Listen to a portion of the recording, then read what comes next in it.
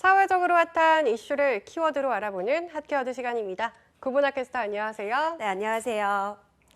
네, 검찰이나 금융기관을 사칭하는 사기 수법에 대해서 그동안 많이 전해드렸는데요. 요즘은 또 엄마 아빠라고 부르면서 메시지를 보내놓고 개인정보를 받아서 돈을 빼가는 사기가 늘고 있다고 합니다.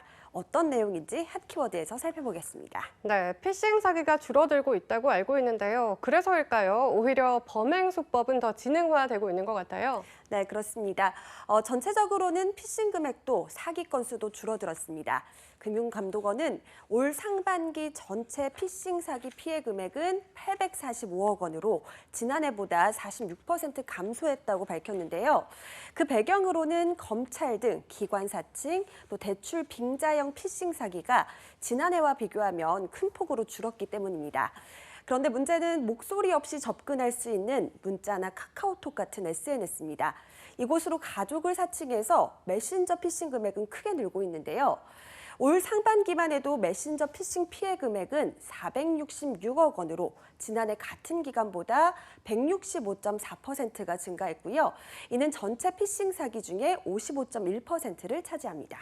네, 정말 악은 부지런하다라는 말이 있죠. 매번 새로운 유형의 사기가 늘고 있는데 이번에는 가족 사칭 SNS군요. 네, 맞습니다. 보이스피싱 사기가 점점 진화를 하고 있습니다.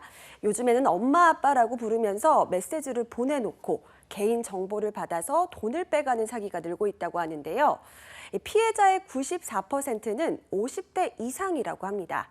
감쪽같이 속을 수밖에 없을 정도인데 먼저 딸로부터 휴대전화 액정이 깨져서 임시로 다른 번호를 쓰고 있다는 연락이 옵니다.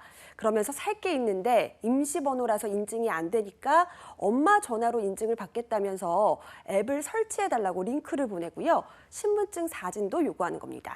저도 이런 경험이 있었는데요. 자녀의 이름으로 말을 걸고 당장 돈을 보내달라는 게 아니다 보니 경계심이 좀 덜할 것 같긴 해요. 네, 아무래도 그렇겠죠.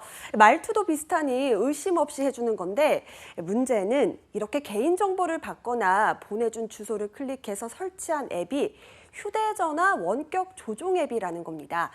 탈취된 정보는 비대면 대출을 받거나 오픈뱅킹으로 다른 금융회사 계좌에 있는 돈까지 빼내는 데 사용될 수가 있기 때문에 각별한 주의가 필요하겠습니다.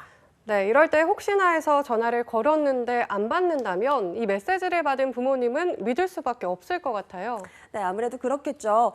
딸이나 아들을 도와준다고 본인의 신분증을 줬을 뿐인데 사기범들은 대포폰을 개설하고 또 계좌를 개설한다든지 대출을 받는다든지 예금을 해지한다든지 그런데 이런 상황 속에서도 그동안 피해자는 전혀 모르고 있는 겁니다.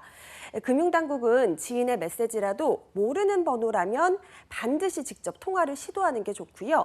어떤 상황에서도 신분증이나 계좌번호 또는 비밀번호 등을 제공해서는 안 된다고 강조했습니다.